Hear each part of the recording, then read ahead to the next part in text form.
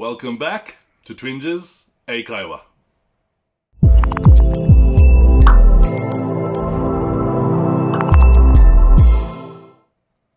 はい、こんにちは皆さん、Twinges 英会話です。今日のワンポイントレッスンは Between vs Among。ちょっと急にレベルアップしたな。ちょっと難しいのワンポイントレッスン今日は。でももうみんなできるんじゃない？じゃあ Between の話は何と何の間っていう意味ね。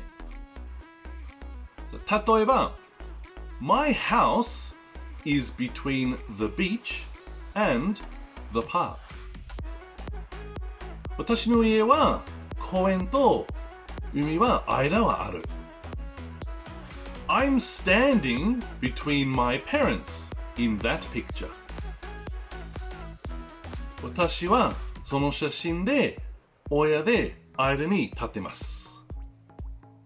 Between はもちろんそう間の話だけど2つの話で何と何 one two の間。 Among は Between の違うで2つの話じゃなくていっぱいなものというか人のがあるというかいればでその中間じゃなくてその中で入ってamong は使おう。例えばThose snakes live among the trees。 木いっぱいある。森の話ね。木いっぱいあるだからヘビたちヘビたちはあそこで住んでんの。この木とこの木の間で住むんじゃなくてその木の中で住んでんの。だから among the trees。When I was in school, I was the smartest among my classmates. Maybe. So, classmates, 2人だけじゃなくて、そのグループ。